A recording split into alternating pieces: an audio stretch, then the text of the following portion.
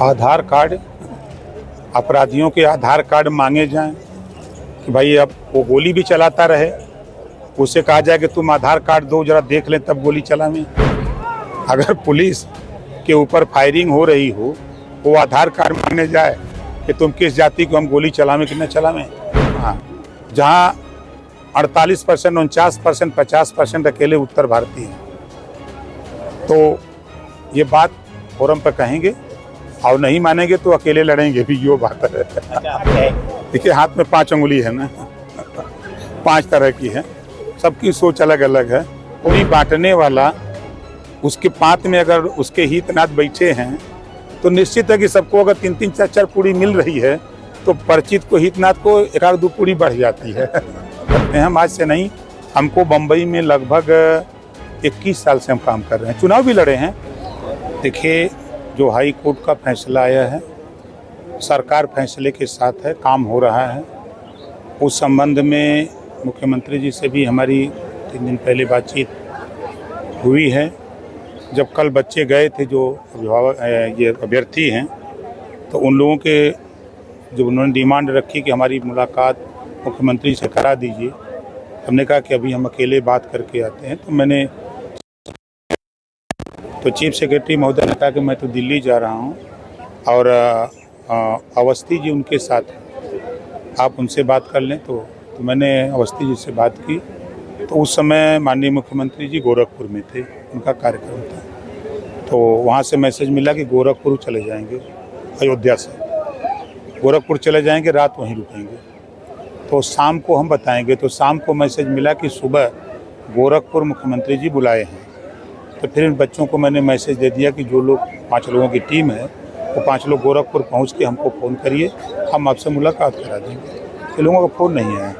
आरक्षण और जातिगत जो जनगणना है एक बड़ा मुद्दा बनता जा रहा है, इसके लिए क्या विकल्प सोचा आपने? देखिए, जब 1986 में आज जिस आरक्षण की चर्चा हो रही है, माननीय कांशीराम जी के नेतृत्व में मंडल कमीशन लागू करो वरना कुर्सी खाली करो, 15 दिन जिले में धरना चला था, याद होगा आप लोगों को। उस समय हम लोग कलेक्ट्रेट पर धरना दे रहे थे और गांव से 1-1 किलो गेहूँ, 1-1 रुपया मांग करके मंडल कमीशन को लागू कराने के लिए संघर्ष किए।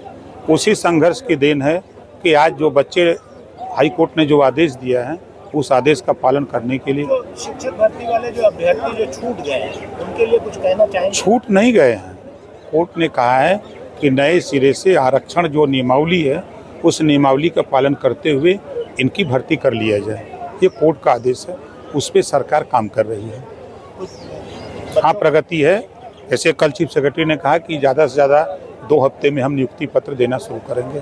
बुलडोजर नीति पे विपक्ष हमलावर था, अब कह रहा है कि जाति देख के इनकाउंटर कर रहे हैं। आधार कार्ड, अपराधियों के आधार कार्ड मांगे जाएं कि भाई अब वो गोली भी चलाता रहे, उसे कहा जाए कि तुम आधार कार्ड दो जरा देख लें तब गोली चलावें। अगर पुलिस के ऊपर फायरिंग हो रही हो, वो आधार कार्ड मांगने जाए कि तुम किस जाति को हम गोली चलावें कि न चलावें। या पुलिस अपनी सुरक्षा के लिए फूलों की वर्षा करेगी कि वो भी अपनी रक्षा के लिए वो भी गोली चलाएगी। तो उस गोली चलाने में कौन मरता है, ये बात अगर मैं बोलूं तो कड़वी लगती है।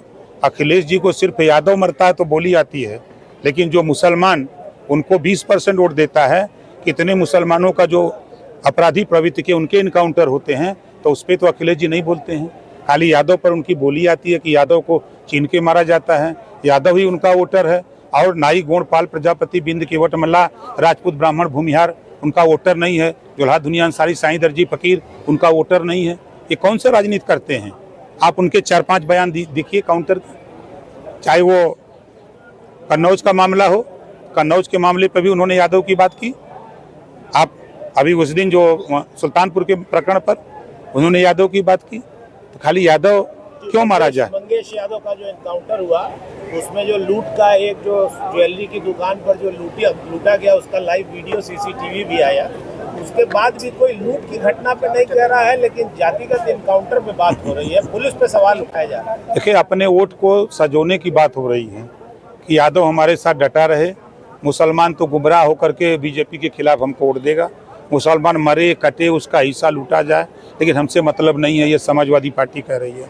ये जो बयान उनके आ रहे हैं वो बयान कह रहे हैं, नहीं तो तमाम अपराधी मुस्लिम कम्युनिटी में भी जो लोग थे उनका भी इनकाउंटर हुआ है। सभी जातियों का हो रहा है। जो अपराध की दुनिया में चले गए हैं, तो ये खाली अपनी जाति की बात क्यों करते हैं? एक अपराधी का एनकाउंटर होता है और एक विपक्षी दल के जो राष्ट्रीय स्तर के नेता हैं वो एक जाति विशेष को लेकर बात करते हैं, इसको किस तरह से देखते हैं? वो अपने वोट की सुरक्षा की कि हमारा वोट हमारे साथ डटा रहे। उनको भय सता रहा है कि मध्य प्रदेश में कहीं मोहन जी मुख्यमंत्री बन गए तो वहाँ से हाथ धोना पड़ा, तो फिर कहीं बिहार में उधर हाथ धोना पड़ा, वहाँ हाथ पर जम रहा है, कहीं यहाँ अगर मुसलमान साथ छोड़ फिर हम किस तरफ के होंगे? तो अपने वोट को ही सजोने में ये बयानबाजी हो रही है। मंत्री जी, जम्मू कश्मीर में उमर अब्दुल्ला ने कहा है कि उत्तर प्रदेश में खासकर यहाँ मुसलमानों की दुकानों और घरों पे ही बुलडोजर की कार्रवाई होती है। उमर अब्दुल्ला ने बोला, देखिए जो अपराध करेगा उसके खिलाफ कार्रवाई होगी। संविधान और बुलडोजर न जाति चिंता है न धर्म चिंता है। वो चिंता है कि अपराधी अपराध किया है तब वो उसके यहाँ बुलडोजर जाता है। हम लोग भी तो हैं, हम लोगों के घर बुलडोजर क्यों नहीं चला जाता? माननीय मंत्री जी, सपा प्रमुख अखिलेश यादव ने कहा है कि अगर 27 में सरकार बनती है तो सभी बुलडोजर को गोरखपुर भेजा जाएगा। वो झूठ बोलते हैं, झूठ बोलने के माहिर हैं।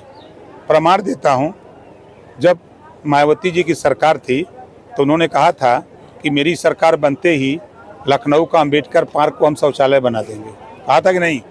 क्या किया? बना पाए? ये झूठ बोलने वाले लोग हैं। बुलडोजर रोकवाने के लिए जमीयत उलेमा हिंद ये सुप्रीम कोर्ट पहुंच गया। वो जाए, देश कानून से चल रहा है, देश में संविधान है, संविधान के दायरे में सर्वोपरि न्यायालय है, सुप्रीम कोर्ट सर्वोपरि है, वो वहाँ भी कानून से राज चल रहा है। तो उनके कहने से बताने से तो कुछ नहीं होगा। सरकार कानून का पालन करती है, कानून के दायरे में जो गलत करेगा उसको सजा मिलेगी। चलेगी सर? बिल्कुल चलेगा सर, चल रहा है। वक्त संशोधन बिल जेपीसी की बैठक है, बड़ी हंगामेदार है। आप तो उस विभाग के उत्तर प्रदेश में मंत्री भी रहे हैं, आपको क्या लगता है क्या होना चाहिए? देखिए, वक्फ बोर्ड जो है, आपके घर को अगर वो कह दे कि ये वक्फ की जमीन है, वो कह दिया तो फिर चला जाएगा डीएम के यहाँ कि हमें ये खाली कराओ, आप कहीं नहीं जा सकते। इसी में संशोधन हो रहा है, इसी का संशोधन हो रहा है। जनहित में है। अब आप बताइए कि किसी विद्यालय को, किसी भवन को कोई कह दे कि हमारी संपत्ति है, आप कुछ नहीं कर सकते, वो खाली करा लिया जाएगा। तो उस समय के दौर में जो कानून बनाने वाले लोग कांग्रेस के रिजिंग में बने, या उस समय का जो दौर था किन परिस्थितियों में बना, लेकिन आज की परिस्थिति में वो कानून हिसाब से जो संशोधन हो रहा है वो डीएम को पावर दिया जा रहा है कि डीएम पहले उसकी जांच कर ले क्या वास्तव में उसका है कि नहीं है। अगर नहीं है तो फिर उस पर कार्रवाई नहीं होगी। ये लड़ाई जो हो रही है सिर्फ मुस्लिम वोट को लेके हो रही है। अब आप बताइए कि कोई मुस्लिम टीचर हो, वो लेक्चर दे रहा हो इंटर कॉलेज में, बीए में, हाई स्कूल में, वो लेक्चर दे रहा हो, नमाज का टाइम हो जाए तो वो छोड़ देगा, क्लास नहीं है, वो चाहे जाएगा नमाज पढ़ने।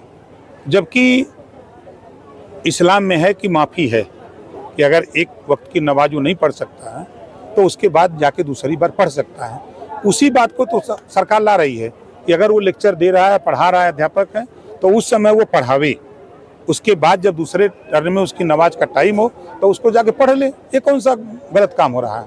तो वक्त संशोधन बिल सही कदम है, बिल्कुल सही कदम है। इसको होना चाहिए। जिस दिन आपको वक्त विभाग वाले पहुंच जाएंगे ना और कह देंगे कि ये मकान हमारा है और डीएम के यहाँ से नोटिस आ जाए खाली करो, तब आप कोर्ट जाएंगे, तब आपको समझ में आएगा कि ये कानून सही है या गलत है। सर, पत्रकारों की बात का आप इतना मुस्कुरा के जवाब दे रहे हैं, आप ही के सहयोगी दल भाजपा के एक मंत्री पत्रकार को देख लेने की धमकी दे रहे हैं, क्या कहेंगे? देखिए, हाथ में 5 उंगली है ना 5 तरह की है, सबकी सोच अलग अलग है।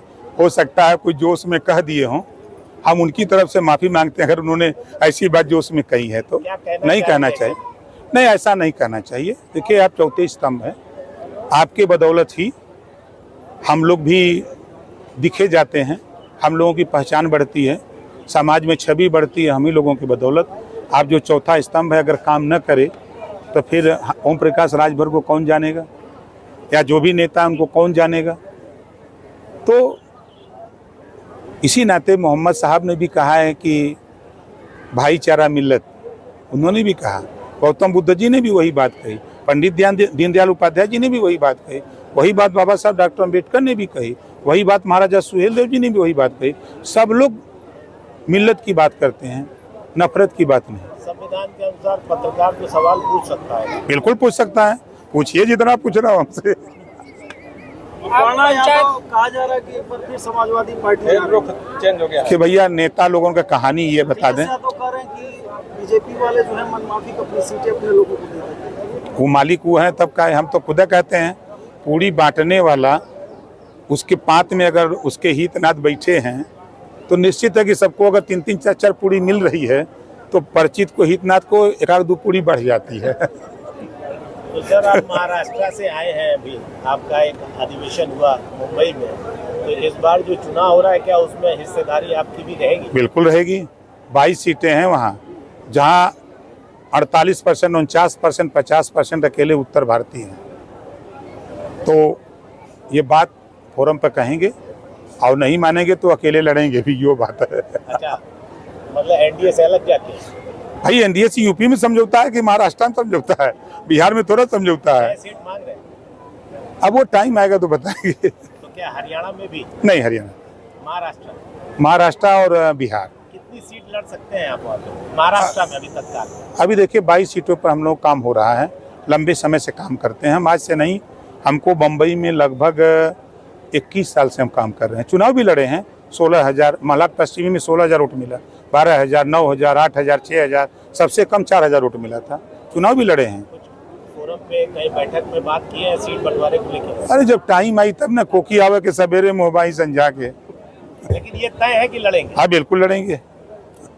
मंत्री जी, पंचायती राज आपका विभाग है और चुनाव में देखा गया कि वोटर आपके काफी नाराज इस बात को लेकर थे कि क्योंकि जमीनी विवाद सबसे ज्यादा आता है और अधिकारी कर्मचारी इसको लेकर अब भी गंभीर नहीं और तमाम जमीनी विवादी प्रकरण सामने आ रहा है, इसको लेकर कितना आप? देखिए पंचायती राज विभाग के पास रेवेन्यू नहीं है, वो रेवेन्यू का काम है, रेवेन्यू विभाग का काम है। लेकिन हम इतना गारंटी के साथ कह रहा हूँ कि कोई भी उत्तर प्रदेश में 25 करोड़ आबादी का कोई भी व्यक्ति मुझसे मिले, किसी भी, चाहे रेवेन्यू का मामला हो, चाहे उनका पुलिस का मामला हो, चाहे किसी तरह का मामला हो, हमसे मिलें, हम पूरी ताकत के साथ उनकी मदद करेंगे। गाजीपुर में फिर परिसीमन होगा और कुछ विधानसभाएं बढ़ेंगी सर? परिसीमन होगा तो अब चुनाव आयोग का काम है, निश्चित बढ़ेंगी। बढ़ेगी। कितनी सीट उम्मीद है सर पर? अब क्या मानक तय करते हैं उस मानक को कहा जा सकता है। धन्यवाद।